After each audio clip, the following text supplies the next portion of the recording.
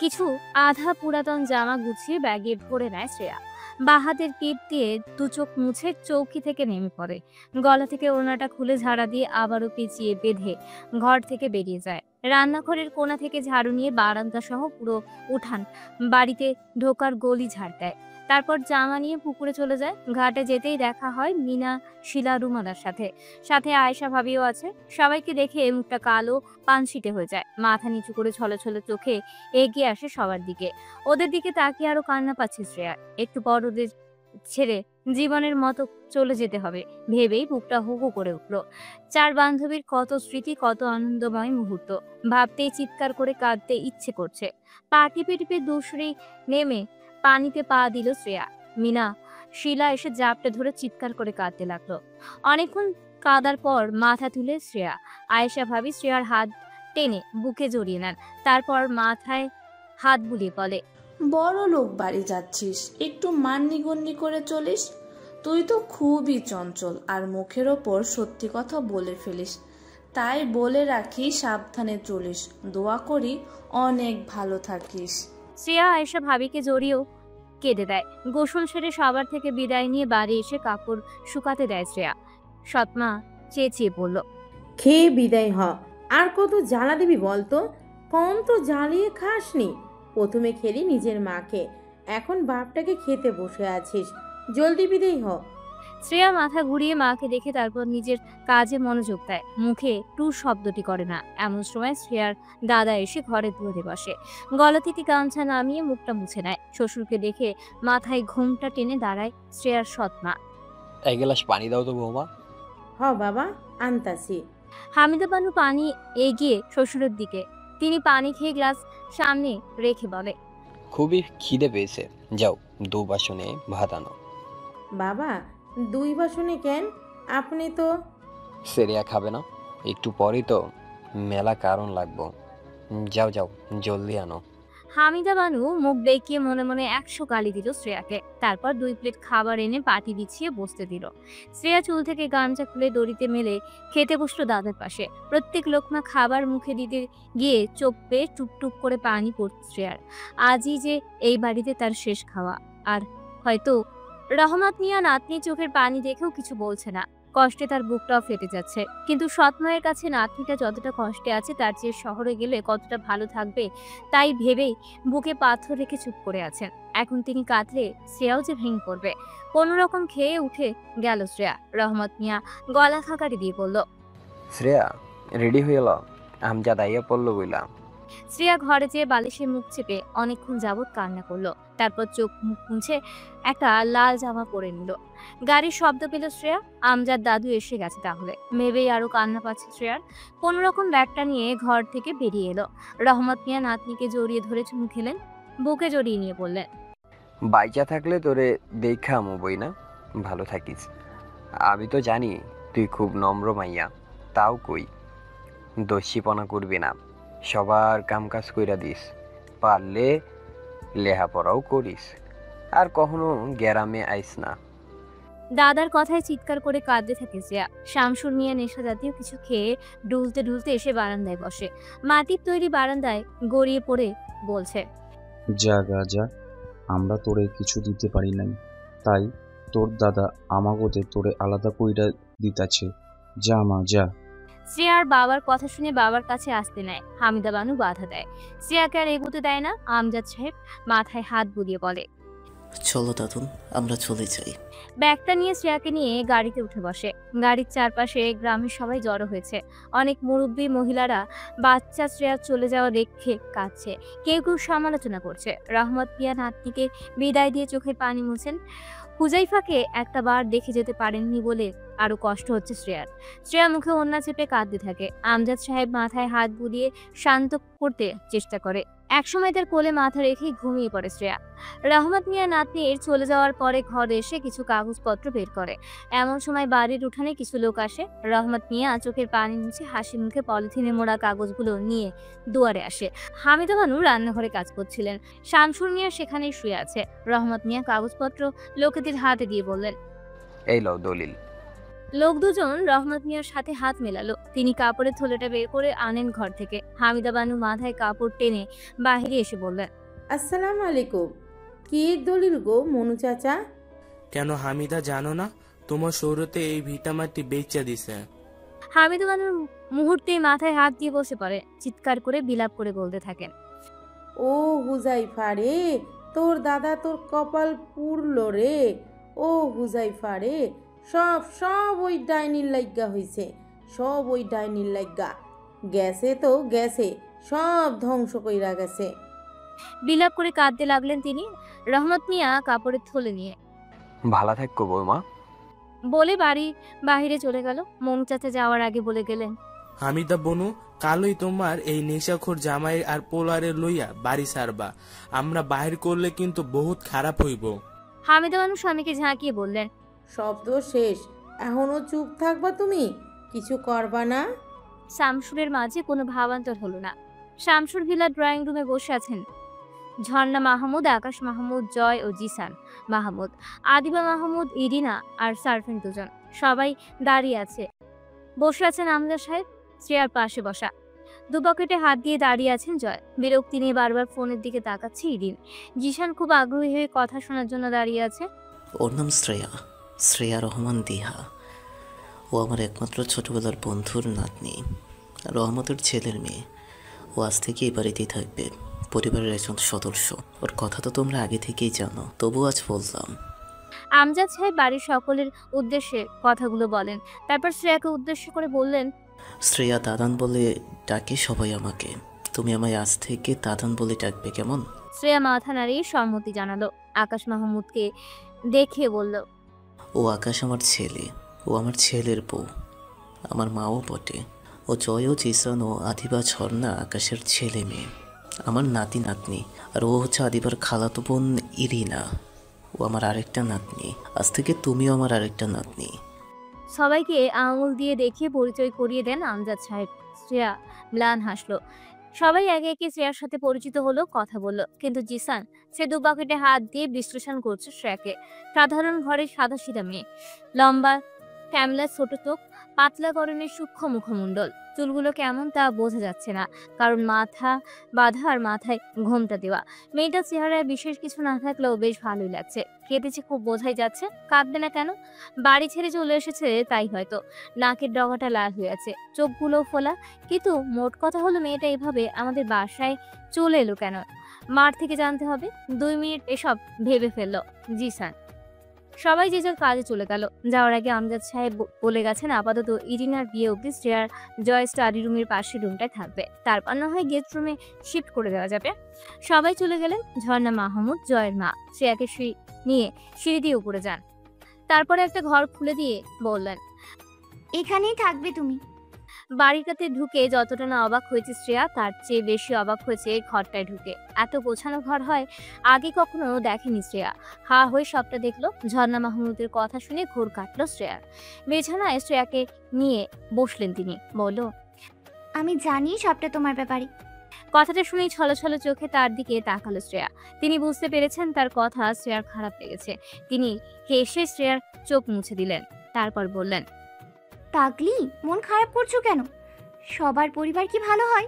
তাছাড়া সব সৎ মায়েরা ভালো হয় না, সতে কতজন ভালো হয়। তাতে কি, তুমি তো খুব ভাগ্যবতী। কেন বলো তো? আমাদের মতো এরকম একটা পরিবার পেয়েছো। আমাদের বাসার সবাই খুব ভালো, শুধু জয় একটু রাগী। তারপরও সে রাগ কারোর উপর খাটাই না, নিজের উপরই দেখায়, ভয় নেই। তাছাড়া বাকি সবাই তোমাকে খুব ভালোবাসবে। শ্রেয়া একটু হাসার চেষ্টা করলো। ঝর্ণা শ্রেয়ার মাথায় হাত বুলিয়ে বলল, আমায় আজ থেকে মামুনি বলেই ডাকবে। দেখবে তোমায় মায়ের মতো করে আদর করব। না ডাকলে কিন্তু আদর করব না, বলে দিলাম। মুখ ফুলিয়ে বললেন তিনি। শ্রেয়া তার দিকে অবাক চোখে তাকিয়ে রইল। 2 হাত বাড়িয়ে দিলেন ঝর্ণা। শ্রেয়া দ্রুত যে জড়িয়ে ধরলো তাকে। কাঁদতে কাঁদতে বলল, মামুনি বলে রাখবো, একটু মায়ের মতো আদর করো, আমায় একটু আদর করো। শ্রেয়ার এরকম কান্না দেখে ঝর্ণা বেগমের মায়ের কথা মনে পড়ে গেল। তিনিও চোখের পানি ফেলতে লাগলেন। বেশ কিছুক্ষণ পর শ্রেয়া মাথা তুলল। তিনি চোখের পানি মুছিয়ে দিয়ে বলল, ওই ওয়াশরুম, ফ্রেশ হয়ে আয়, খেতে দি। খেতে ইচ্ছে করছে না মামুনি, থাকি না তোমার কাছে। আমি খাইয়ে দেব, আয়। শ্রেয়া খুশি হয়ে বলল। সত্যি? একদম। জয়ের মা চলে গেলেন। শ্রেয়া ফ্রেশ হয়ে একটা জামা পরে নিচে আসে। জয়ের মা হাসি মুখে বলেন, চেয়ারে বস। একে একে সবাই খেতে আসলো। আমজাদ সাহেব বাহির থেকে এখনো ফেরেনি। আদিবা এসে হাসি মুখে চেয়ারে বসতেই চোখ গেল শ্রেয়ার জামাটায়, একদম রঙহীন চলে যাওয়া জামা। এরকম জামা তো এবারের কাজের লোকেরাও পরে না। মিনমিনিয়ে বলে চোখ সরিয়ে নিল আদিবা। জিসানকে দুইবার ডাকতেই জিসান মাথা চুল ঠিক করতে করতে নিচে এলো। শ্রেয়া হা হয়ে তাকিয়ে দেখছে জিসানকে। জিসান ব্যাপারটা খেয়াল করলো, কিছু বলতে যাবে এমন সময় চোখ পড়লো শ্রেয়ার ছেঁড়া ওনার দিকে। কিছুটা পুড়ে গেছে ওনাটা, মুখটা শুকিয়ে গেল জিসানের। সবাই যে যার চেয়ারে বসে গেছে। জয়ের পাশে বসেছে তার মা, আর তার পাশে বসেছে শ্রেয়া। শ্রেয়ার মুখোমুখি বসেছে জিসান। জয়ের মা শ্রেয়াকে খাইয়ে দিলেন। শ্রেয়াও খুব খুশি হয়ে খেয়ে নিল। আমি আর খাবো না মামুনি। শ্রেয়ার মুখে এরকম শুদ্ধ ভাষা শুনে সবাই ওর দিকে মুখ তুলে তাকালো। জিসান বলেই ফেললো, কি যেন নাম তোমার? শ্রেয়া কাঁচুমাচু হয়ে বলল, শ্রেয়া রহমান নিতুর। আমার একটা কথা বলো তো, তুমি তো গ্রামে থাকতে, আজ পাড়াগা যেটাকে বলে, তোমার এত সুন্দর নাম কে রেখেছে? আর তুমি এত শুদ্ধ ভাষায় কথা শিখেছো কোত্থেকে? আসলে আমার মা ছিলেন গ্রামের বড় প্রাথমিক স্কুলের শিক্ষিকা। তিনি শহরেই থাকতেন, তাই মা খুব শুদ্ধ ভাষায় কথা বলতো, আর আমাকেও শিখিয়েছে। আর নামটা আমার মায়েরই রাখা। তোমার মা শহরে বড় হয়েছে, তাহলে গ্রামে বিয়ে হলো কি করে? আর তাছাড়া ওরকম একটা লোকের সাথে? শ্রেয়ার এবার কান্না পাচ্ছে। বাবাকে এরকম লোক বলায় ধরা গলায় বলল, বাবা এরকম ছিলেন না। আসলে বাবা শহরে চাকরি করতেন, আর মায়ের সাথে বাবার শহরেই পরিচয়। তারপর পালিয়ে বিয়ে করে গ্রামে গিয়ে আমার 9 বছর বয়সে মা মারা যান। বাবা তখনই বিপথে চলে যান। দাদু ভেবেছিল আরেকটা মা আনলে হয়তো বাবা ঠিক হয়ে যাবে, শাসন করতে পারবে, দেখাশোনা করবে, আর আমাকেও বড় করবে। তখনই নতুন মায়ের সাথে গ্রাম থেকে বিয়ে দেন দাদু। কিন্তু মা আমাকে মেয়ে মনে করেননি, আর বাবার যা টাকা সম্পত্তি ছিল তাও শেষ করে দেয়। বাবার আরও অবনতি হয়। উপস্থিত সবার মন খারাপ হয়ে যায়। শ্রেয়া আস্তে আস্তে উঠে নিজের ঘরে চলে যায়। বালিশে মুখ চেপে খুব কাঁদে। আমজাদ সাহেব বাড়ি ফিরে 2 হাত ভর্তি ব্যাগ নিয়ে এসেই সোজা শ্রেয়ার রুমে যায়। তার পিছু পিছু একটা বুক সেলফ নিয়ে ড্রাইভার করিম যায়। শ্রেয়া দাদুর গন্ধ পেয়ে মাথায় কাপড় টেনে উঠে দাঁড়ায় শ্রেয়া। তিনি ঘরে যেয়ে বিছানার উপর সব শপিং ব্যাগগুলো রাখলেন। বুক সেলফটা টেবিলের পাশেই রাখলেন। শ্রেয়া সব দেখে খুব অবাক। এসব তোমার, দেখো পছন্দ হয় কি না। বুড়ো মানুষ তো, আন্দাজের উপর এনেছি। ঢোলা হলে আমাদের আউট হাউসে করিমের বউ ময়নার সেলাই মেশিন আছে, আদিবার সাথে যে ঠিক করে নিও।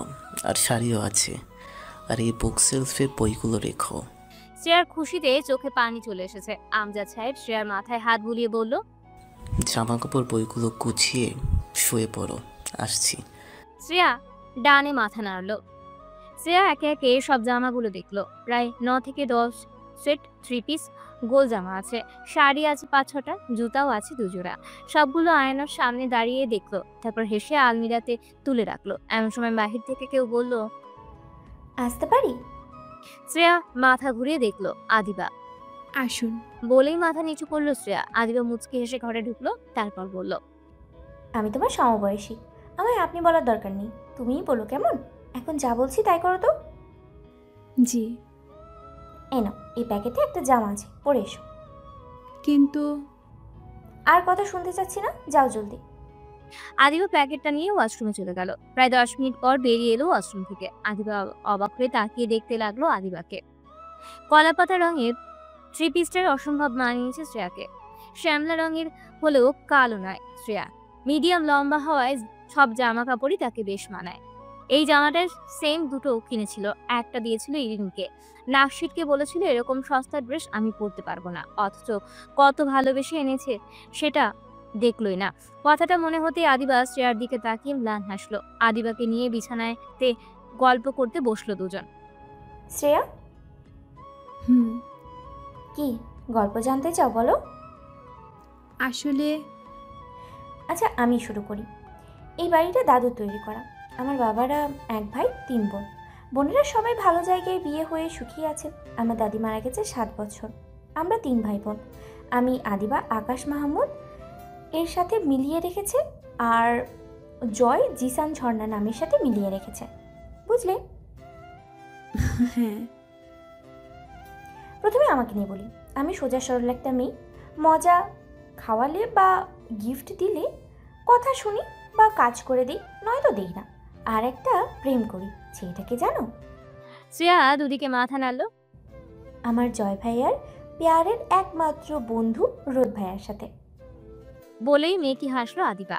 শ্রেয়া অবাক হয়ে আদিবার দিকে তাকিয়ে আছে, কিভাবে অনায়াসে সব বলে দিচ্ছে। তারপর এরিনা আপুর কথা বলি। সে আমার মায়ের একমাত্র বোনের একমাত্র মেয়ে। ইউএসএ বড় হয়েছে, বাংলাদেশি এক ছেলের সাথে রিলেশন করেছে। 2 মাস পর তার সাথেই বিয়ে, আর বিয়েটা আমাদের বাসা থেকেই হবে। ওনার বাবা মাও 1 সপ্তাহ আগে আসবে।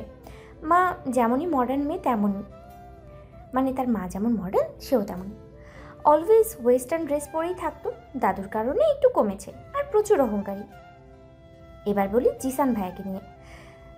জিসান মাহমুদ নাম করা গায়ক, ফিল্ম ইন্ডাস্ট্রিতে নায়করা খ্যাতিমান একজন। বেশিরভাগ সময় দেশের বাইরেই থাকে, পড়ালেখাও করছে, তাই 3-4 মাস পরপরই আসার সুযোগ হয়। এবার বলি জয় ভাইয়াকে নিয়ে। বড় বলে দাদা ভাই বলে ডাকি, খুব গম্ভীর স্বভাবের, ভীষণ রাগী, অলওয়েজ মুড নিয়ে চলে। আমাদের দাদির নামে যে ইন্ডাস্ট্রি আছে, দাদা ভাই বাবার সাথে সেটাই চালান। বাবা বেশিরভাগ সময় দেশের বাইরে থাকেন ব্যবসার কাজে। দেশে যতদিন থাকে বাসায় থাকে, খুব বিশেষ দরকার ছাড়া অফিসে যান না। দাদাভাই দেশটাই সামলায়। ও আচ্ছা আচ্ছা। জানো, ভাইয়া তার অফিসে স্টাফ, পরিচিত, ফ্রেন্ড সব মেয়েদের ক্রাশ। তবে ভাইয়া একজনকে ভালোবাসে, মেয়েটা যাহা মিথ্যাবাদী, বদ মেয়ে, হারামি একটা। একজনকে ভালোবাসে, কথাটা শুনেই কৌতূহল বেড়ে গেল শ্রেয়ার। উৎসুক হয়ে বলল, আমায় বলা যাবে? আরে মাইয়া, বলতেই তো বসলাম। আদিবা মুখ চেপে ধরে বলল, আসলে দাদাভাই একটা মেয়েকে ভালোবাসে খুব। নাম তার অ্যানি। ইউএসএ থেকে পড়াশোনা করেছে ভাইয়ার সাথে। অসম্ভব সুন্দর আর অনেক মডার্ন, ওভার স্মার্ট যাকে বলে। ভাইয়া অন্যের মতো ভালোবাসে, কিন্তু আমি জানি ওর 100 ছেলের সাথে ওঠা বসা। বাবার অঢেল টাকা পয়সা, তবুও ছাঁচড়ামি করে ভাইয়ার টাকা সব ধ্বংস করে। কথায় কথায় ব্রেকআপ করে। আর ভাইয়া আছে হাবলার মতো, রাগ ভাঙাতে মরিয়া হয়ে ওঠে। এই একটা জায়গাতে খুব দুর্বল ভাই যায়, মানে দাদাভাই।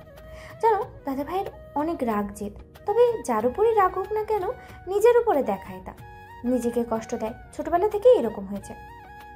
দীর্ঘশ্বাস ছাড়লো আদিবা। শ্রেয়া উত্তরে বলল, ও আর কি বা বলবে। শ্রেয়ার জয়ের কথা শুনে খারাপ লাগছে। ভালোবাসার কথাটার ব্যাপারে বড্ড দুর্বল শ্রেয়া, বড্ড বেশি দুর্বল, তাই হয়তো এ খারাপ লাগা। ক্লাস 9-এ হুট করে একটু ভালোবাসার হাতছানি দিয়েছিল, আবার ঝড়ের হাওয়ায় চলে গিয়েছিল। তাই শ্রেয়ার কাছে এই শব্দটার অর্থ ব্যাপক, বিস্তৃত, সীমাহীন। আচ্ছা, আমি এখন যাই, টাটা, পরে আসবো। বলেই বিছানা থেকে নেমে বেরিয়ে গেল আদিবা। শ্রেয়াও বড়সড় দম নিয়ে শুয়ে পড়ল। সকালে ব্রেকফাস্ট টেবিলে সবাই বসে আছে। সকালের নাস্তাটা সবসময় সবাই একসাথেই খায়। জয় আর আমজাদ সাহেব এখনো নিচে আসেনি, তাই টেবিলে ওনাদের জন্য অপেক্ষা করছে সবাই। আদিবার দেওয়া কাল রাতের জামাটা পরে বসে আছে শ্রেয়া। জিশান আর চোখে বারবার দেখছে শ্রেয়াকে। মেয়েটার ফেসে আলাদা কিছু আছে, ভীষণ ভালো লাগে। কিছু সময়ের মধ্যে আমজাদ সাহেব আর জয় এসে খেতে বসলো।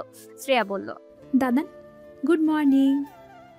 আমজাদ সাহেব হেসে বলল, গুড মর্নিং। সবাই হা হয়ে তাকালো শ্রেয়ার দিকে। জয়ও একবার মুখ তুলে দেখলো শ্রেয়াকে। খাওয়ার মাঝে আমজাদ সাহেব বলে উঠলেন, জয়, অফিস যেতে হবে না আজ। শ্রেয়াকে নিয়ে ভার্সিটিতে ভর্তি করিয়ে দিয়ে এসো। ট্রান্সফার হয়ে এসেছে ও। আমি প্রিন্সিপালকে এটা জানিয়েছি, তুমি গেলেই ভর্তি নিবে। তোমার অফিসের পাশেই ইউনিভার্সিটি। জয় ভীষণ বিরক্ত হলো, মুখ কুচকে বলল, আমি কেন? বাড়িতে এত লোক থাকতে। তাছাড়া আমি ব্যস্ত দাদান। জিসানকে বলো বা বাবাকে। নো মাই সান, আমি আজও চিনে যাচ্ছি, খুব ইম্পর্টেন্ট কাজে, জানি তো, নতুন ফ্যাক্টরির জন্য। আমার সময় হলে নিশ্চয়ই নিয়ে যেতাম। তাহলে জিসান যা। হ্যাঁ দাদান, আমি যাই। দাদা ভাই যেহেতু বিজি। থামো, জয়কে বলেছি ওই যাবে। তোমায় চেনে কয়জন? সবসময় থাকো দেশের বাহিরে, জয়কে সবাই চেনে, সো ওই যাবে। This is my final decision. বলে চেয়ার থেকে উঠে দাঁড়ালো আমজাদ সাহেব। জয়ও আর খেলো না, মায়ের উদ্দেশ্যে বলল, 10 মিনিটের মধ্যে রেডি হয়ে আসতে বলো, আমি গাড়িতে ওয়েট করছি। 1 মিনিট লেট হলে রেখে চলে যাব। বলে সে উত্তরের আশা না করেই বেরিয়ে গেল। ঝর্ণা বেগম করুণ দৃষ্টিতে তাকিয়ে বলল, জামা জলদি কর, পারলে 7 মিনিটে রেডি হ। শ্রেয়া মাথা নাড়িয়ে ঘরে চলে গেল। গাড়িতে হেলান দিয়ে দাঁড়িয়ে আছে জয়। শ্রেয়া দ্রুত বেরিয়ে এলো। জয়ের কাছে দাঁড়িয়ে তাড়া দিয়ে বলল, চলুন, 2 মিনিট আগে এসেছি। জয় বাঁকা চোখে তাকালো শ্রেয়ার দিকে। গাড়ির দরজা খুলে দিল, মুখে কিছু বলল না। শ্রেয়া উঠে বসতেই দরজা আটকে দিল। খেয়াল করলো শ্রেয়ার মুখে প্রসাধনীর কোনো চিহ্ন নেই, কিছুই না। খুব সাদাসিধে, চুল বেঁধেছে শুরু, আর ভালো একটা 3 পিস পরেছে। জয় তো অতদিকে মাথা না ঘামিয়ে ড্রাইভিং সিটে বসে পড়ল। সিট বেল্ট আটকাও। শ্রেয়া সিট বেল্ট হাতে নিয়ে আমতা আমতা করে পড়ল। কিভাবে? ও, তুমি তো আবার অজপাড়া গ্রামের মেয়ে, কিভাবে জানবে? মুখটা শুকিয়ে গেল শ্রেয়ার। জয় এগিয়ে সিট বেল্টটা আটকে দিল। শ্রেয়ার গরম একটা নিঃশ্বাস জয়ের মুখে পড়তেই দ্রুত সরে এলো জয়। কিছু সময়ের মধ্যে ভার্সিটিতে চলে এলো জয় শ্রেয়া। মাঠ পেরিয়ে প্রিন্সিপালের রুমের দিকে আসার সময় শ্রেয়া খেয়াল করলো আশেপাশের মেয়েরা চোখ দিয়ে গিলে খাচ্ছে জয়কে। এমন করে দেখায় নিজেরকে জয়ের পাশে খুব নগণ্য লাগছে। আর লাগাটাই স্বাভাবিক, কই বড়লোক ঘরের ছেলে, আর সে কই গ্রামের নিম্নবিত্ত ঘরের সাধারণ মেয়ে। প্রিন্সিপালের সাথে কথা বলতে যায়। দুজন পাশাপাশি বসে আছে। সব ফর্মালিটিস পূরণ করে প্রিন্সিপাল জিজ্ঞেস করলেন, জয়, ও তোমার কি হয়? মানি অভিভাবকের সাথে সম্পর্কটা কি লিখব? অভিভাবক যেহেতু তুমি। আসলে স্যার, আপনি তো জানেনই দাদান কেমন। আসলে ওকে দাদান এনেছে আমাদের বাসায়, মানে আমাদের বাসায় থাকেও। দাদান আশ্রয় দিয়েছে। মানি ও তোমাদের বাসার আশ্রিতা? ও মাই গড, তোমার দাদু পারেও বটে। জয়, ওনার মতো দয়ালু লোক এই ঢাকা শহরে খুব কমই আছেন। নয়তো একটা আশ্রিতা মেয়েকে কেউ এত ভালো ভার্সিটিতে ভর্তি করায়? পারেনও তিনি। জয় ম্লান হাসলো। আশ্রিতা কথাটা শ্রেয়ার কানে ঝনঝন করে বাজছে। বারবার কথাটা প্রতিধ্বনিত হচ্ছে। ভর্তি করিয়ে শ্রেয়াকে নিয়ে চলে এলো জয়। শ্রেয়ার মুখটা এখনো শুকিয়ে আছে, কানে শুধু বাজছে ওই একটি কথাই, আশ্রিতা। গাড়িতে বসে নিজেই সিট বেল্ট আটকে নিল শ্রেয়া। জয় একবার সেদিকে তাকিয়ে ড্রাইভিং এ মন দিল। এমন সময় কল এলো তার ফোনে। হ্যালো দাদান। শ্রেয়াকে নিয়ে মলে যাও, একটা ভালো ফোন কিনে দিবে, আর কিছু জামা কাপড়, ভালো দুটো শাড়িও কিনে দিও। কাল থেকে ভার্সিটিতে যেতে হবে, ভালো জামা কাপড় তো লাগবেই নাকি? উফ দাদান, আমি অফিস যাব না? এসব তো আদিবার সাথে যেও কিনতে পারে। আজ অফিস যেতে হবে না, বলেছি না একবার। যাও, রাখছি। ফোন কান থেকে সরিয়ে জয় কিছুটা রূঢ় কণ্ঠে বলল, যত সব উৎকট ঝামেলা। শপিং মলের সামনে গাড়ি থামিয়ে বলল, নামো। শ্রেয়াও নেমে গেল। মলে ঢুকে গার্লস ড্রেস জোনে চলে গেল জয়। শ্রেয়াও পিছু পিছু গেল। যা যা পছন্দ হয় নিয়ে নিন, আমি আসছি বলে সেখানে চলে গেল জয়। শ্রেয়া পুরো জায়গাটা ঘুরে ঘুরে দেখতে লাগলো, এত এত জিনিস। প্রায় 1.5 ঘন্টা পরে এলো জয়। এসে শ্রেয়াকে হাঁ হয়ে দাঁড়িয়ে থাকতে দেখে তার মেজাজ চরমে পৌঁছে গেল। খুব চিৎকার করে ধমক দিল শ্রেয়াকে।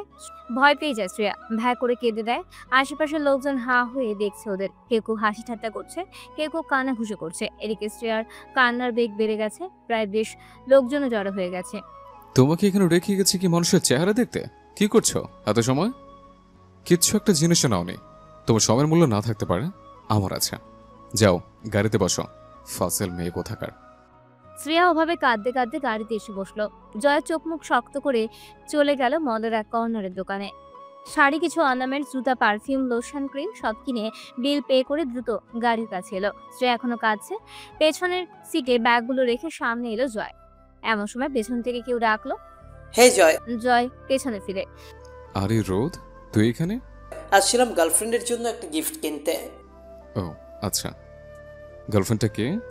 দেখালেন এখন অব্দি? দেখাবো দেখাবো, দেখে চমকে যাবেই।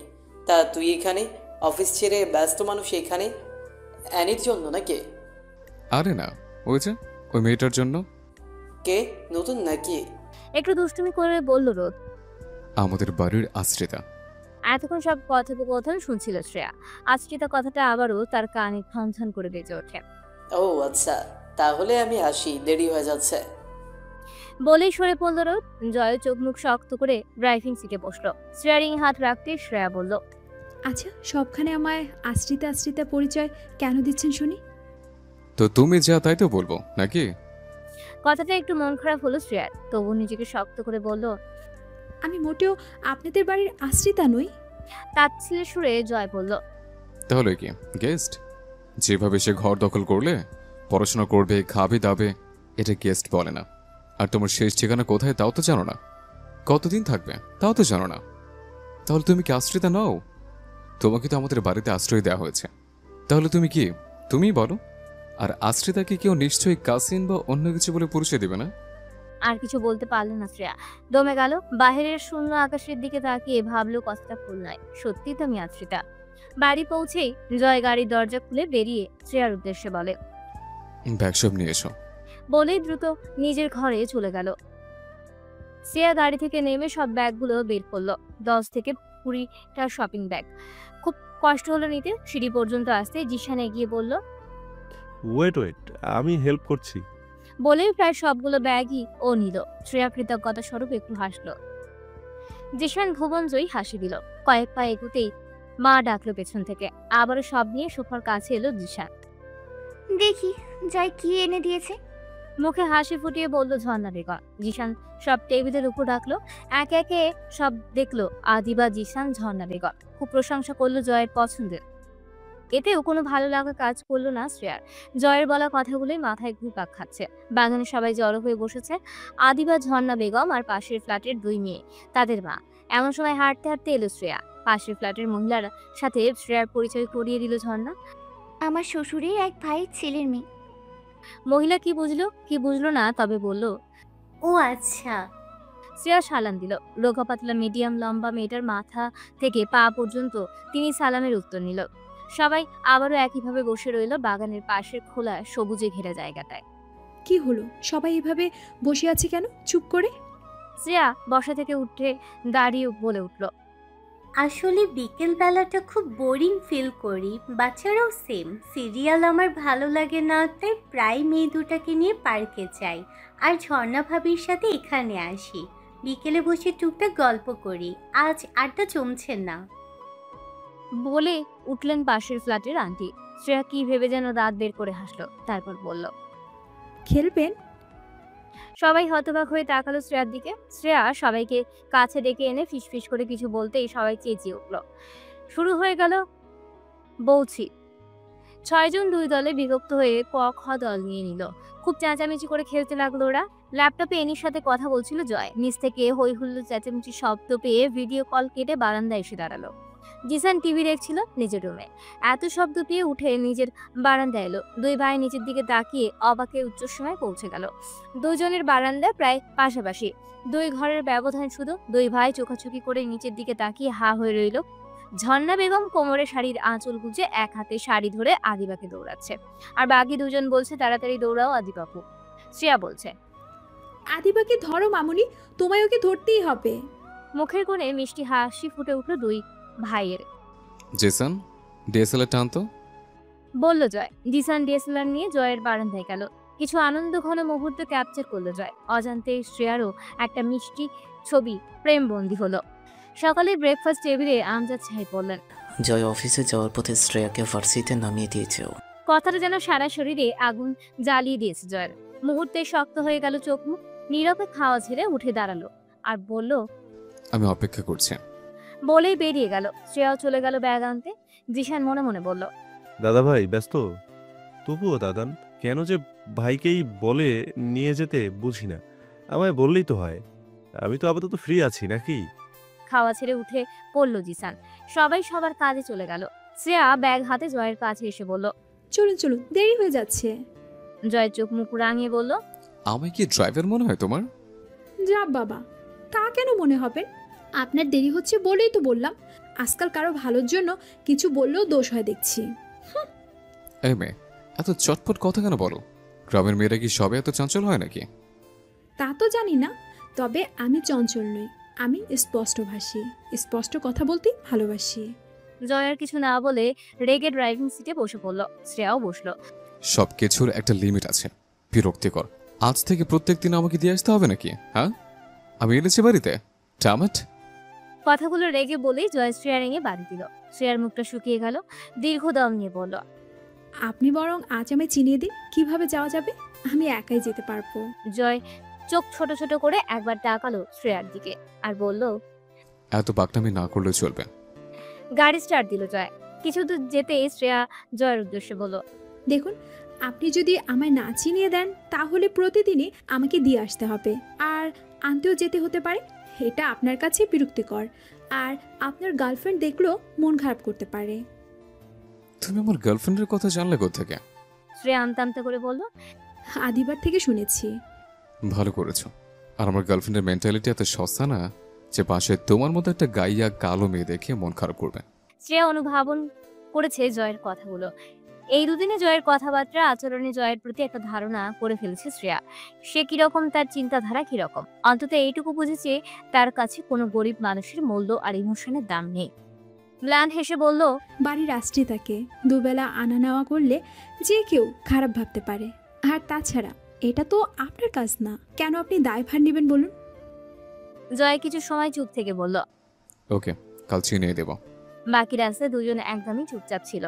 একবার শুধু জয় শ্রেয়ার দিকে তাকিয়েছিল, শ্রেয়া বাহিরের দিকে তাকিয়ে দেখছে। প্রথম দিন ভার্সিটিতে বেশ ভালোই কেটেছে শ্রেয়ার। একটা বেস্ট ফ্রেন্ডও জুটিয়ে নিয়েছে। সবার সাথে ভালোই পরিচয় হলো। ক্লাসের একদল ছেলে মেয়েদের বাদে তারা একটা দল, সবসময় একসাথে থাকে। দুটো মেয়ে তিনটা ছেলে, ওরাই কেবল শ্রেয়ার সাথে খারাপ ব্যবহার করলো। ক্লাস শেষে তিনার বেস্ট ফ্রেন্ড সাথে ক্যাম্পাস থেকে বের হলো শ্রেয়া। বেরিয়ে সে অবাক, সামনে আদিবা জিসান গাড়ি নিয়ে দাঁড়িয়ে আছে। তিনাকে বাই বলে ওদের কাছে আসতেই জিসান একটু আস্তে করে বলল, সারপ্রাইজ। হঠাৎ তোমরা এখানে?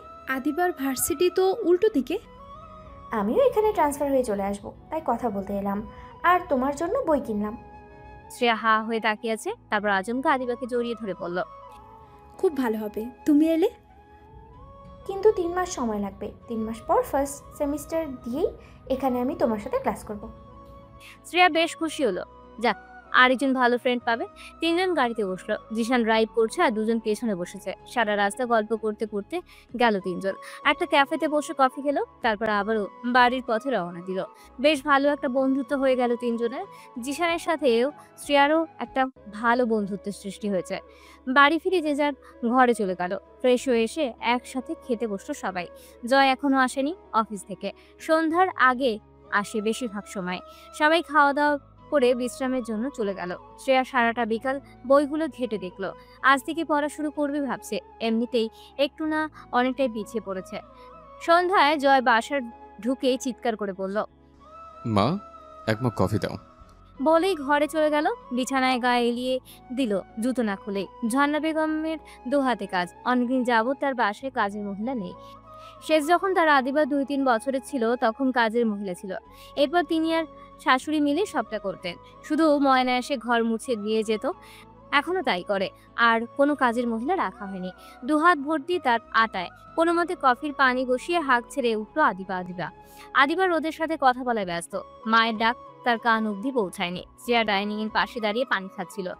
ডাক শুনে রান্নাঘরের কাছে এসে বলল, আসবো মামুনি?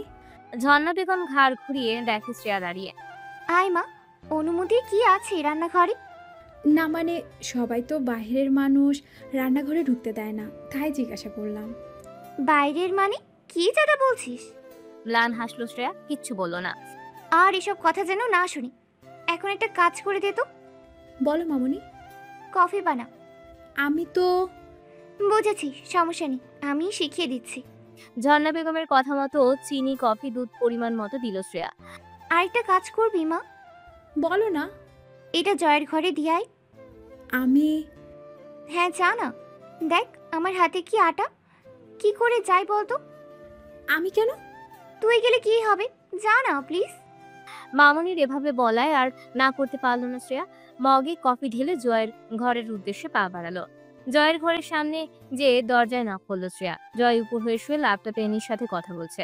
দরজায় নক করায় এনি জিজ্ঞেস করলো, কে এসেছে বেবি? দরজার দিকে তাকিয়ে শক্ত গলায় বলল, কাজের লোক কফি এনেছে। তোমাদের বাড়ির কাজের লোক তো ভালো ম্যানেজ জানে দেখছি, রুমে ঢোকার আগে নক করে। বাঁকা চোখে শ্রেয়ার দিকে তাকিয়ে বলল, তা যা বলেছ। আচ্ছা বাবু যাও, কফিটা নিয়ে নাও। এসো বলেই ডাকলো জয়। ওদের কথোপকথন শুনছিল শ্রেয়া। না চাইতেও কোথাও একটা খারাপ লাগা কাজ করছিল। তার কেমন যেন নিজেকে খুব ছোট ছোট লাগছিল। গুটি গুটি পায়ে এগিয়ে এলো জয়ের সামনে। কফি হাতে নিয়ে বলল, গো, শ্রেয়া ঘুরলো চলে যাওয়ার জন্য। তবে একটা কথা তার খুব করে বলতে ইচ্ছে হচ্ছে। তার কেন? আপনি প্রথম দিন থেকেই আমার সাথে এরকম খারাপ আচরণ করছেন বলুন তো কি কারণে? কিন্তু এখনো বলতে পারবে না। ল্যাপটপে যে তার গার্লফ্রেন্ড। চোখ বাঁকিয়ে একবার তাকালো শ্রেয়া ল্যাপটপের দিকে, সাথে সাথে চোখ সরিয়ে সোজা হাঁটা ধরল। ছি, কি সব পোশাক পরেছে, হাত কাটা, তার উপর ছোট, কি মেয়ে, ছি। এইসব বলে নাক মুখ ছিটকালো শ্রেয়া। ঘর থেকে বের হতেই এক বিকট চিল্লানোর আওয়াজ এলো শ্রেয়ার কানে। জয়ের চিল্লানোর আওয়াজে শ্রেয়া ঘাড় ঘুরিয়ে পিছনে তাকালো। মা, মা, মা, কিছু লাগবে? শ্রেয়া দরজার দিকে এগিয়ে গিয়ে জিজ্ঞেস করলো। ততক্ষণে জয় ল্যাপটপ বন্ধ করে নিয়েছে। শ্রেয়ার দিকে তাকিয়ে বলল, না কিছু লাগবে না। তবে কফি কি বানিয়েছে? মা নিশ্চয়ই। আজ কফির টেস্টটা আলাদা, বেশি ঘন, বেশ ভালো হয়েছে। মাকে বলে দিও। শ্রেয়ার মুখে হাসি এনে বলল, আমি বানিয়েছি। হৃদয় কুচকালো, বলল, তুমি? What a joke. সিরিয়াসলি বলছি। হেই থামো, পারো তুমি কফি বানাতে? একটু ভিন্ন রকম টেস্ট হয়েছে শুনে অমনি নিজের নামে চালাচ্ছ। বাহ, পারো বটে। আরে থামো, বুঝেছি। যাও যা, এখন নিচে কাজ করো। পড়তে বসো, নয় যা ইচ্ছা করো, আমার ঘর থেকে যাও। শ্রেয়া ফিরল ঘর থেকে চলে যাওয়ার জন্য, কিন্তু গেল না, ঠায় দাঁড়িয়ে রইল।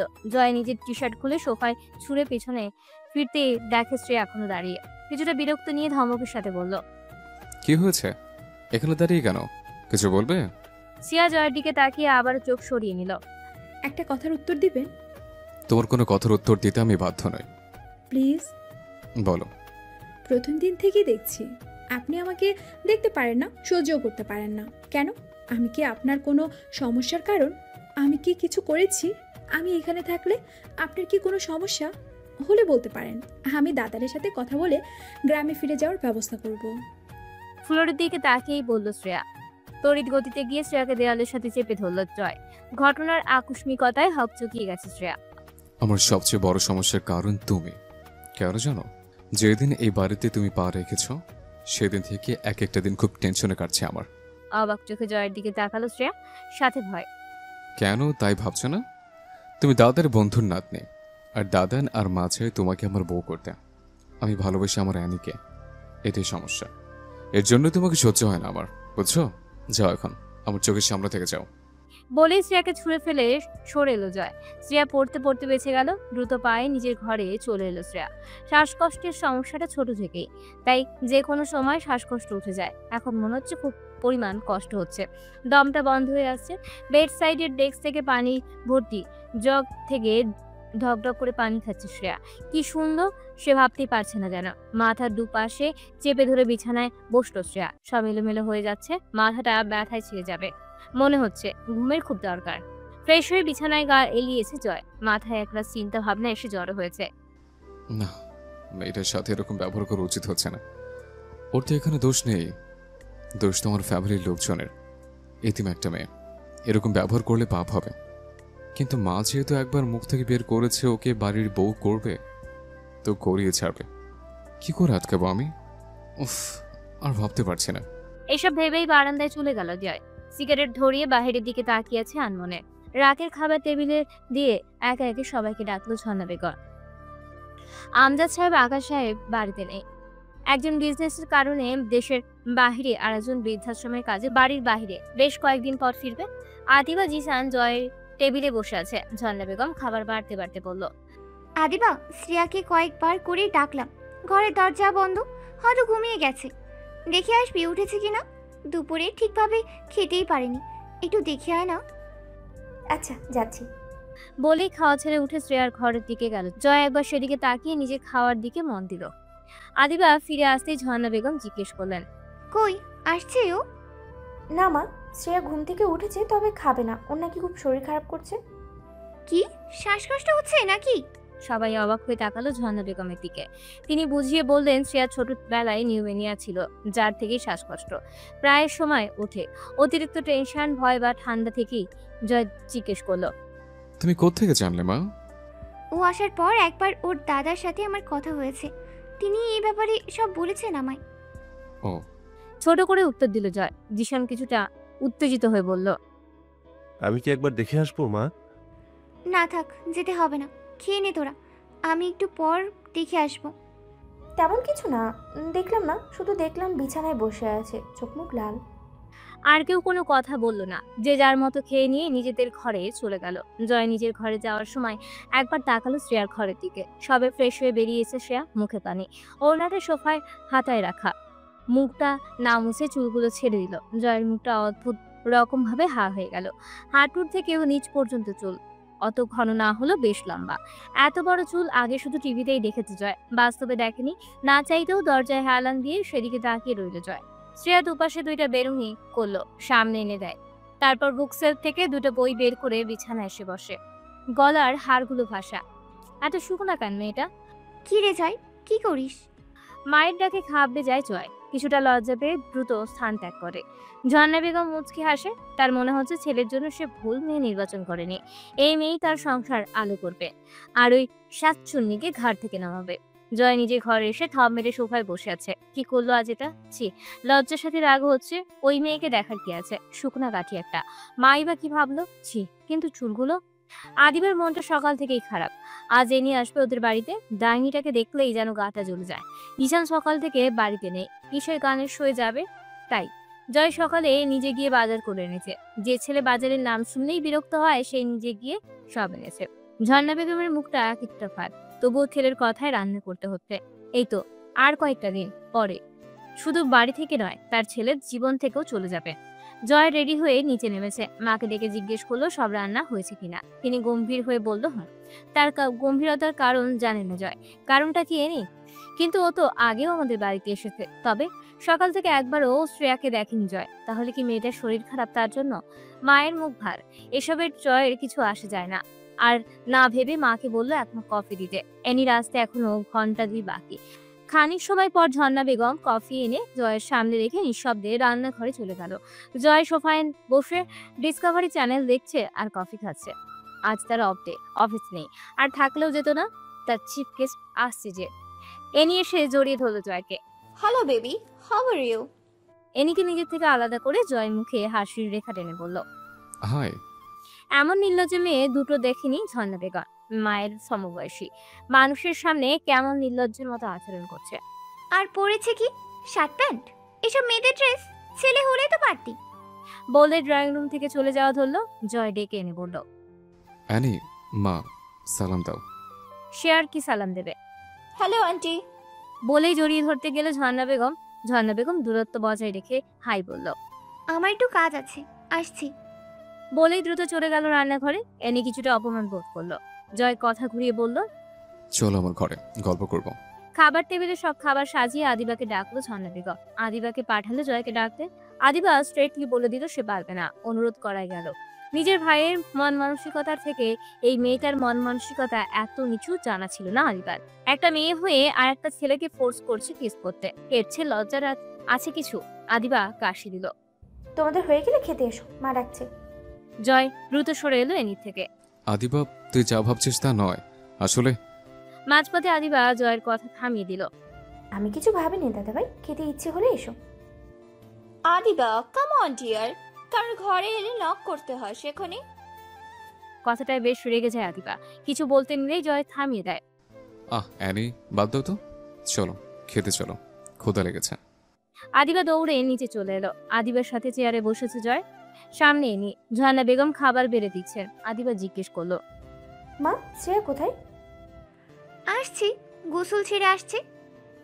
এই শ্রেয়াটাকে? তোমাদের কাজিন তো ইরিনা, ও কোথায়? ও ইউএস ব্যাংকে করেছে, বিয়ের কিছুদিন আগেই আসবে। ও আচ্ছা, তাহলে এই শ্রেয়াটাকে? এমন সময় কল এলো জয়। এক্সকিউজ মি, আমি আসছি। বলেই বেরিয়ে গেল জয়। Important call. এনি প্লেটে খাবার দিতেই সে নাক ছিটকে বলল ও আন্টি, আমি এসব খাই না, ডায়েটে আছে। শ্রেয়া এসে দাঁড়ালো টেবিলের পাশে। এনিকে দেখেই বুঝতে বাকি রইল না এটা জয়ের গার্লফ্রেন্ড। এনি ডালের বাটিটা দূরে সরাতে নিলেই তা পড়ে গেল টেবিলের উপর। শ্রেয়ার উদ্দেশ্যে বলল এনি ও শিট, কি হয়ে গেল? এই মেয়ে দাঁড়িয়ে আছো কেন? একটু পরিষ্কার করে দাও তো। শ্রেয়া আদিবা আর ঝর্ণা বেগমের দিকে তাকাচ্ছে, একবার আরেকবার টেবিলের দিকে। ঝর্ণা বেগম মুখ শক্ত করে দাঁড়িয়ে আছে, এর আগে শরীর গরম হয়ে যাচ্ছে আদিবার। ও নিশ্চয়ই মেড। বাহ, তোমাদের বাড়ির মেডকেও তোমরা কত দামি দামি কাপড় দাও আদিবা। সত্যি তোমাদের মন কত ভালো। আন্টি, আমাকে একটু থাই স্যুপ করে দেন, এইসব খাবো না। এই মেয়ে, দাঁড়িয়ে আছো কেন? সঙ্গের মতো পরিষ্কার করো না কেন? কানে কি কম শোনো? এবার খুব রেগে গেল আদিবা, এক টানে টেবিল কুয়ারটা উল্টে ফেলে দিল। এনি দাঁড়িয়ে পড়লো, সবাই অবাক হয়ে গেল। মেয়েকে এরকম রাখতে কখনো দেখেনি ঝর্ণা বেগম। খাবার বাটিগুলো সজোরে এনির সামনে ফেলে চেঁচিয়ে উঠল আদিবা। কাকে কি বলছো তুমি? আমার মাকে অর্ডার করছো এসব খাওয়া না স্যুপ খাও? আর ওকে কি বলছো? ও মেড, জানো ওর পরিচয় কি? ও আমার দাদা ভাইয়ের হবু। হোয়াট?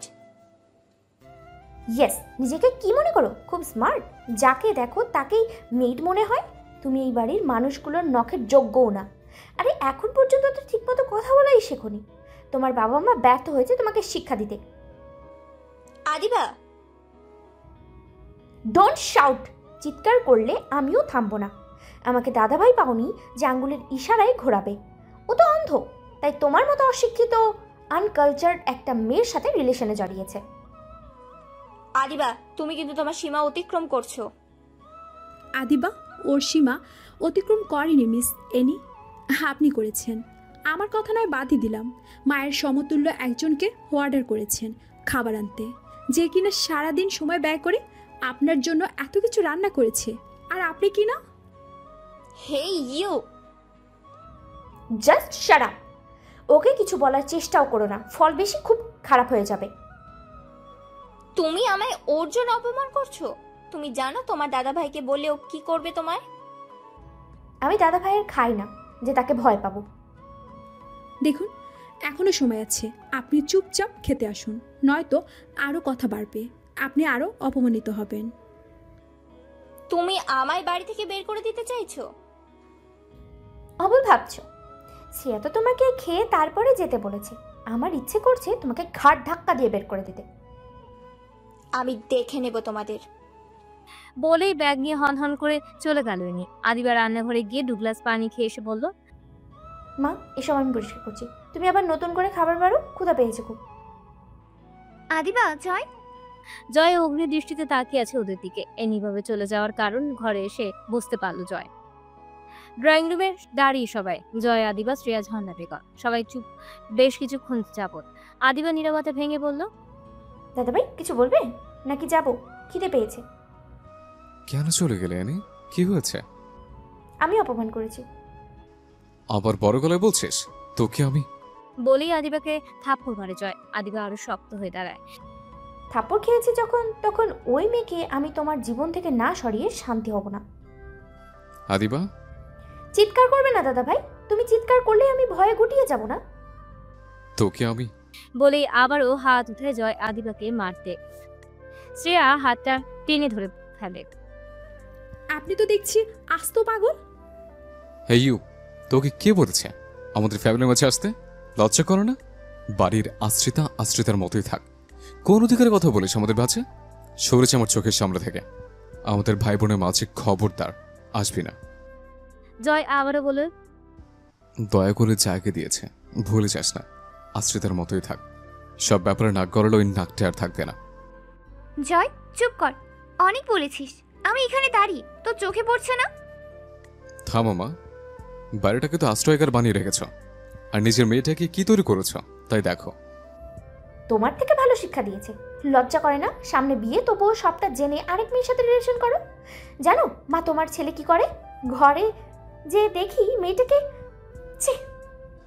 দেখা দিবা, তুই কিন্তু বেশি করছিস এবার। আমি তোকে কি থাপ্পড় মারবে? মারো। এবার আমার গায়ে হাত তুললে তোমার হাতটাও কিন্তু উড়ে যাবে। আদিবা, চিৎকার করো না দাদা ভাই। আমার ঘৃণা করছে তোমাকে দাদা ভাই রাখতে। আমার চোখে এতটা নিচে নেমেছো তুমি। অবশ্য মেন্টালিটি যে ক্লাসের, সে ক্লাসের মেয়েদের সাথে তো রিলেশন করবে। বাবা মা তো ভালো শিক্ষা দিতেও পারেনি। গুরুজনদের সাথে কেমন ব্যবহার করতে হয় তাও জানো না। পারি শুধু মানুষকে ছড়ি দেখিয়ে ঘুরতে, আর পারি অন্যকে অর্ডার করতে, ছেঁচড়ার মতো অন্যের টাকা ধ্বংস করতে। রাস্তার মেয়ে একটা। আদিবা, বলেই আদিবার গলা চেপে ধরল জয়। ঝর্ণা বেগম আর শ্রেয়া এগুলো ওকে ছাড়াতে আদিবা এক প্রকার ধাক্কা দিয়ে সরালো জয়কে। বড়দের সম্মান করতে হয় সেই শিক্ষা আমি পেয়েছি বলেই তোমার ছেলের গায়ে হাত তুলতে পারলাম না মা। ওকে বুঝিয়ে দিও কেউ ওর টাকায় খায় পড়ে না, যে ওকে ভয় পেয়ে মুখ কুলুপে এঁটে থাকবে। আজ থেকে জানবো আমার একটাই ভাই, জিসান ভাই। আজকের পর কখনো এরকম ব্যবহার করলে ভুলে যাব সে আমার বড়। সত্যিটা সত্যিই হয়, যে মেয়ে নিজের মাকে অপমান করে সে মেয়ের জন্য এত কিছু, ওই মেয়েকে জীবন থেকেও না সরা অবধি আমি আদিবা নই। খুব বাজেভাবে অপমানিত হবে ওই মেয়ে। দাঁড়া রাস্তার ছেলে কথাকার। আর 1 মিনিটও দাঁড়ালো না আদিবা, দ্রুত পায়ে নিজের ঘরে চলে গেল। ঝর্ণা বেগম কাঁদতে কাঁদতে নিজের ঘরে চলে গেলেন। জয় শক্ত হয়ে দাঁড়িয়ে আছে, শ্রেয়াও একটু দূরে দাঁড়িয়ে আছে। নিজের রুমে যেতে হলে জয়ের সামনে দিয়ে যেতে হবে, তাই সাহস পাচ্ছে না। বেশ কয়েক মিনিট দাঁড়িয়ে থাকার পর শ্রেয়া পা বাড়ালো নিজের ঘরে যাবে বলে। জয় এক টানে শ্রেয়াকে সিঁড়ির রেলিং এর পাশে চেপে ধরলো। এক হাতের মুঠোয় 2 হাত নিয়ে আরেক হাতে গাল চেপে ধরলো। তোর জন্য হয়েছে আজ এত কিছু। তুই আমাদের মাঝে না আসলে আর অ্যানির সামনে না আসলে এত কিছুই হতো না। তোকে আমি পরে দেখে নেব। আজকে আউট হাউসে শিফট হবে। এই ঘরের ত্রিসীমানা দেখলে পুঁতে রেখে দেবো তোকে। তোর মুখটা দেখলে আমার শরীর চলে যায়। কেন এলি বলতো আমাদের জীবনে? তোর জন্য আজ এত সব হয়েছে। এর আগে কখনো এরকম ঘটনা আমাদের পরিবারে ঘটেনি। শ্রেয়াকে ছুঁড়ে ফেলে নিজের ঘরে চলে যায় জয়। মাথাটা যে ফুলদানির সাথে বাড়ি খায় শ্রেয়া। বেশ ব্যথা পায়, তবুও নিজেকে সামলে ঘরে চলে যায়। আউট হাউসে শ্রেয়ার সব জিনিসপত্র নেওয়া হচ্ছে। রহিম সহ আরেকজন লোক নিচ্ছে, সাথে জিসানও সব এগিয়ে দিচ্ছে। আদিবা সেই যে ঘরে ঢুকেছে আর বের হয়নি। বিকেলে গড়িয়ে প্রায় সন্ধ্যা, এখনো বাড়ির কেউ মুখে খাবার তোলেনি। শ্রেয়ার পাশে দাঁড়িয়ে আছেন ঝর্ণা বেগম। কপাল ফুলে রক্ত জমে গেছে, তবুও বলছে না কি করে ব্যথা পেয়েছে আর কেন হঠাৎ আউট হাউসে শিফট হচ্ছে। কিছু হয়নি তো মামনি? এই কথাটা প্রায় 10 বার শুনলো ঝর্ণা বেগম, তাই আর কিছু জিজ্ঞেস করছে না আপাতত। আউট হাউসে নিজের ঘরটায় গিয়ে চারপাশে ভালো করে চোখ ঘুরে গেল শ্রেয়া। ওই ঘর থেকে এই ঘরটা একটু ছোট, তবে বেশ সুন্দর লাগছে। 2টো জানালা, একটা জানালা খোলা ছিল, আরেকটা খুলে দিতে দেখলো জানালাটা জয়ের ঘরের জানালা বরাবর। ওই জানালায় দাঁড়ালে এই ঘরের সবটা দেখা যাবে, কিন্তু এখান থেকে জয়ের ঘরের সবটা দেখা যায় না খাটের জন্য। শুধু জানালার সামনে কেউ দাঁড়ালে দেখা যাবে। চোখ সরিয়ে নিজের কাজে মন দিল শ্রেয়া। কলেজের জন্য রেডি হচ্ছে শ্রেয়া, এমন সময় ঘরে ঢুকলো আদিবা। শ্রেয়া চলো ব্রেকফাস্ট করবে।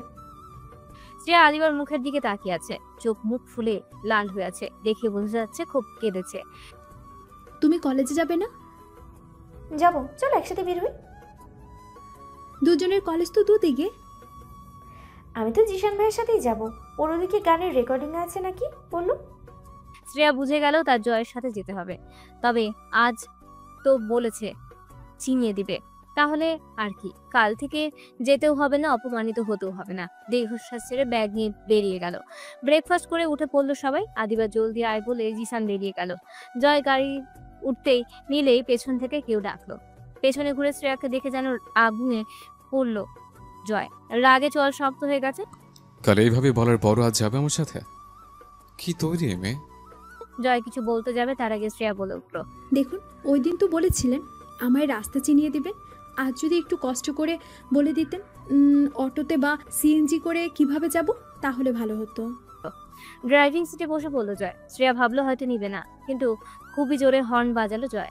শ্রেয়া বুঝলো ওর জন্য অপেক্ষা করছে। গাড়িতে উঠে বসলো শ্রেয়া। রাস্তার মোড়ে এসে দাঁড়ালো। গাড়ি থেকে নেমে শ্রেয়ার পাশে দরজাটা খুলে দিল। শ্রেয়া বেরিয়ে আসতেই বলল, বাড়ি থেকে মোড় পর্যন্ত আমার সাথে আসবে, যাতে বাড়ির কেউ কিছু না বোঝে। আর এখান থেকে ওই যে সিএনজি দেখছো বা অটো নিয়ে কলেজ লেগে যাবে, বললেই হবে কলেজ লেকের পার যাব। ওখানে নামলেই দেখবে অনেক রিক্সা দাঁড়িয়ে থাকে, প্রায় সময় থাকে না। ওখান থেকে রিক্সা নিয়ে বললেই হবে তোমার ভার্সিটির নাম, নামিয়ে দেবে। আবার ভার্সিটি থেকে কলেজ লেগে হেঁটে আসতে হবে, কারণ রিক্সা সবসময় থাকে না। কলেজ লেগে এসে সিএনজি বা অটো নিয়ে মোড়ে এসে নামবে, তারপর রিক্সা নিয়ে পায়ে হেঁটে বাড়ি আসবে, বুঝলে? জি আচ্ছা। এই নাও। একটা ছোট টাকার বান্ডিল শ্রেয়ার হাতে ধরিয়ে দিল। এত টাকা প্রতিদিন হাত পেতে নিতে চাইছ? এটা নিশ্চয়ই ভালো লাগবে না, তাই একবারই নিয়ে যাও, এই মাস চলে যাবে। শ্রেয়ার কিছু বললো না। জয় গাড়ি করে চলে গেল। শ্রেয়া দাঁড়িয়ে রইল। একটা অটো এসে সামনে শ্রেয়া উঠে পড়লো। কলেজের লেকে এসে নামতে নিলেই খুব করে একটা ব্যথা পেল শ্রেয়া। ডান পায়ের দিকে তাকিয়ে দেখলো নখটাই অর্ধেক ভেঙে উঠে গেছে, অনেক রক্ত বের হচ্ছে। ড্রাইভার বলল, আপু অনেক রক্ত বের হচ্ছে তো, এই নিন। বলেই এক টুকরো কাপড় দিল। কোনো রকম তা দিয়ে বাঁধলো শ্রেয়া। অটোর এক কোণা লেগেই এরকমটা হয়েছে। আর কলেজে যেতে পারলো না শ্রেয়া, বাড়ি চলে আসতে হলো।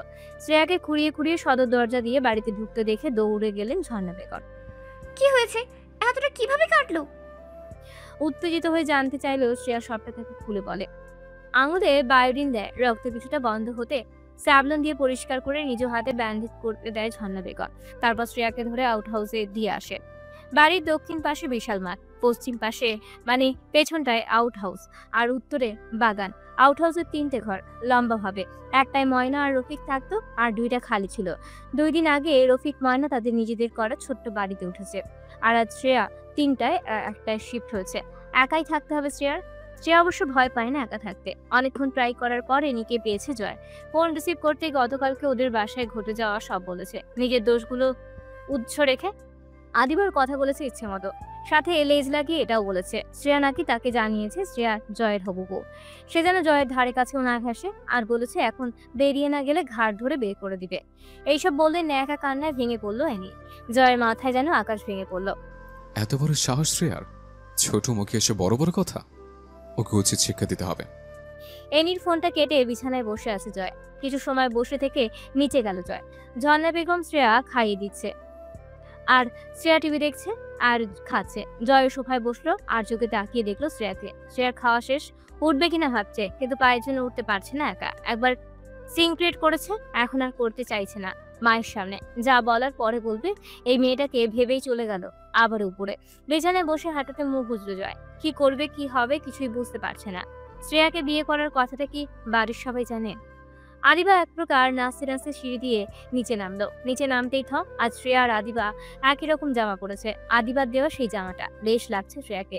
চুলগুলো খোপা করা, আদিবা দিয়ে চুলগুলো খুলে দিল। একটা মিষ্টি হাসলো শ্রেয়া। শ্রেয়াকে একটু আড়াল করে ডাকলো আদিবা।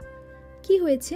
একটু ফিসফিসিয়ে জিজ্ঞেস করলো, তোমায় বলেছিলাম না রোদ ভাইয়ের কথা, ও একটু দেখা করতে চায়, আসছে আউট হাউসের পাশেই। বাসায় কি পরিস্থিতি জানোই তো, তাই চাচ্ছি না বলতে। ভাইয়াকেই বা কি বলবে বলো?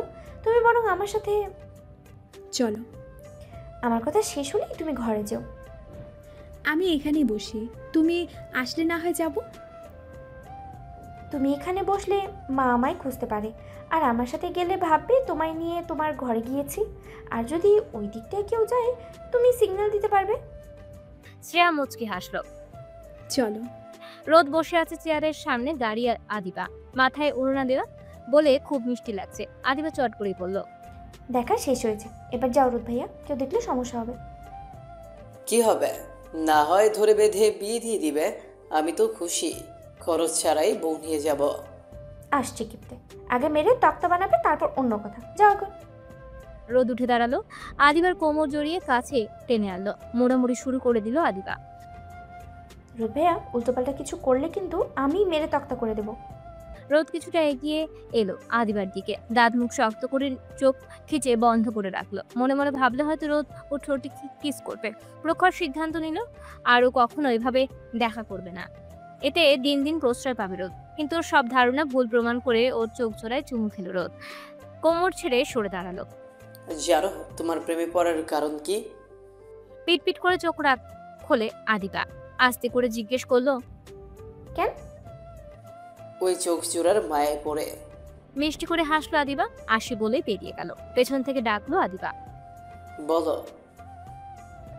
চলো তুমি এগিয়ে দিয়ে আসি। মুচকি হাসলো রোদ। আলতো করে হাত ধরলো আদিবার। সবে বিছানায় গা এলিয়ে দিল রোদ। আদিবা রোদ বেরিয়ে যেতেই ও ঘরে ঢুকলো। অন্ধকারে দাঁড়িয়ে থাকায় ওকে দেখেনি রোদ। চুলগুলো বেনি করতে হবে ভেবেই আস্তে করে উঠে চুলগুলো খুলে দিল শ্রেয়া। হাতে চিরুনিটা নিতেই পেছন থেকে কেউ খুব জোরে টান দিয়ে দাঁড় করালো। জয় ভাইয়া, আপনি? কিছু বলার আগেই ঠাস ঠাস করে দুগালে দুটো চড় পড়লো শ্রেয়ার ডান গালে। কে ছিল ছেলেটা? বল, কে ছিল? 15 দিন হতে না হতে ছেলে জুটি নিয়েছিস? গ্রামের মেয়েরা বুঝে এমনই হয়, দুশ্চরিত্রা। শ্রেয়া ঘটনার আকস্মিকতায় হতভম্ব হয়ে গেছে। সব মাথার উপর দিয়ে যাচ্ছে, যেন মাথাটা ভন ভন করে ঘুরছে। কি করেছি আমি? কি করেছিস ভাবছিস? কিছু দেখিনি আমি। ওই জানলা থেকে সব দেখেছি আমি। বল, ছেলেটা কে ছিল বল? গ্রামের কাউকে ঝুলিয়ে নিয়ে এসছিস কি? কেয়ারটেকার জাবেদ? শ্রেয়ার আর বুঝতে বাকি নেই কাদের দেখেছে জয়। অস্পষ্ট স্বরে বলল, আমি কিচ্ছু করিনি। এক ধাক্কায় শ্রেয়াকে ছুঁড়ে ফেলে দিল জয় আর চেঁচিয়ে বলল, এক্ষুনি আমি বাড়ির সবাইকে ডেকে আনছি, দেখো তাদের আদরের শ্রেয়া কতটা দুশ্চরিত্র মেয়ে। বেরিয়ে গেল জয়। শ্রেয়া উঠে ফ্লোরে বসে চিৎকার করে কাঁদতে লাগলো। এরকম বাজে কথা বললে কি কখনো শক্ত থাকা যায়? এই যে আত্মসম্মানকে ধূলিসাৎ করে দেয়। দম নিতে খুব কষ্ট হচ্ছে শ্রেয়ার, মাথা ঘোরাচ্ছে। একে তো পায়ের ব্যথা, তার উপরে এভাবে ধাক্কা লাগায় মাথায় খুব লেগেছে, খুব অস্বস্তি হচ্ছে। এই বুঝি মরে যাবে। মুখ চেপে কান্না থামানোর চেষ্টা করছে শ্রেয়া। মা বলে চিৎকার করে সদর দরজা দিয়ে ড্রয়িং রুমে ঢুকেছে জয়। ঝর্ণা বেগম আঁচলে হাত মুছতে মুছতে বলল, ও তো। বলতে বলতে আদিবা ঢুকলো ঘরে। মা পানি দাও বলেই সোফায় বসলো। জয় যেন ভরকে গেছে। এর মধ্যেই ঝর্ণা বেগম বলল, জাবেদ তো 2 মাস আগেই চাকরি ছেড়ে চলে গেছে। জয়ের চোখ যেন আদিবার জামাতেই আটকে গেছে। মাথায় কাপড় দেওয়ায় সে একইভাবে, তাহলে আদিবা? না না, তা কি করে হয়? আদিবা, তুই কি আউট হাউসে গিয়েছিলে? জয় হাতের মুঠ শক্ত করে জিজ্ঞেস করলো কিছুক্ষণ চুপ থেকে। মা তোমার ছেলেকে বলে দাও হ্যাঁ গিয়েছিলাম। এখন এই বাড়িতে ঘুরতেও তার অনুমতি নিতে হবে নাকি? বলে দ্রুত পায়ে নিজের ঘরে চলে গেল। জয়ের 1 মিনিটও দেরি করলো না, দৌড়ে বেরিয়ে গেল। পেছন থেকে ঝর্ণা বেগমও কয়েকবার ডাকলেন, কানে নিল না জয়। জয় হন্তদন্ত হয়ে শ্রেয়ার ঘরে ঢুকেই দেখলে মাটিতে লুটিয়ে পড়েছে শ্রেয়া। খুব জোরে জোরে দম নিচ্ছে আর হাত দিয়ে মুখ চাপা দিয়ে নিজেকে শান্ত করার চেষ্টা করছে। তড়িৎ গতিতে শ্রেয়াকে কোলে তুলে নিল জয়। শ্রেয়ার শরীর থরথর করে কাঁপছে আর তার সাথে খুব ভারী নিঃশ্বাস। বিছানায় বসিয়ে দিল। শ্রেয়া, কি হয়েছে তোমার? কোথায় কষ্ট হচ্ছে? এরকম করছো কেন? একদমই বলতে লাগলো জয়। শ্রেয়া তো কিছুই বলতে পারছে না, শুধু জয়ের শার্ট খামচে ধরে আছে। জয় কি করবে বুঝতে পারছে না। একে তো শ্রেয়ার এই সমস্যার জন্য সে দায়ী, তার উপর এখন বাড়ির কাউকে ডাকলে সেই কথা শুনবে। আবার ওর সমস্যাটা কি, কেন এমন হচ্ছে তাও জানে না জয়। ডাক্তার ডাকবে কি তাও বুঝতে পারছে না। হাত মালিশ করে দিচ্ছে একবার, আবার পা মালিশ করে দিচ্ছে। মাথায় ইচ্ছে মতো পানি দিচ্ছে, তাও কিছুতেই কিছু হচ্ছে না। উপায়ন্তর না পেয়ে শ্রেয়াকে নিজের বুকের শক্ত করে চেপে ধরলো জয় আর দোয়া পড়তে লাগলো। বেশ অনেকক্ষণ পর শ্রেয়ার শরীর টানা নিয়ে পড়লো। স্বাভাবিক হয়ে গেল নিঃশ্বাস, তবে শরীরটা এখনো কাঁপছে। তোমার কি শ্বাসকষ্টের সমস্যা আছে? শ্রেয়া মাথা নাড়িয়ে হ্যাঁ বলল। ইনহেলার ইউজ করো না? শ্রেয়া মাথা নাড়িয়ে না বলল। শ্রেয়াকে নিজের থেকে সরিয়ে বিছানায় শুয়ে দিল। ঘুমাও। শ্রেয়া চোখ মুখ লাল হয়ে গেছে, চোখ বন্ধও করতে পারছে না। কি হলো, ঘুমাবে না? শ্রেয়া কিছু বলল না। আই এম সরি শ্রেয়া, আসলে বাড়ির কাউকে একটু ডেকে দিবেন, আমার খুব মাথা যন্ত্রণা করছে। জয় ভাবলেও শ্রেয়া হয়তো তাদের সব বলে দিবে, তখন হবে আরেক ঝামেলা। আদিবাও ছোট হবে সবার সামনে। দ্রুত বলল, কিভাবে ডাকবো? সবাই তো ঘুমায়। শ্রেয়া জানে সবাই এত জলদি কখনোই ঘুমাবে না, কেবল তো 8টা কি 9টা বাজে। শ্রেয়া, আমি যখন তোমার অসুস্থতার জন্য দায়ী, তাই আমিই থাকছি কিছুক্ষণ তোমার বাসায়।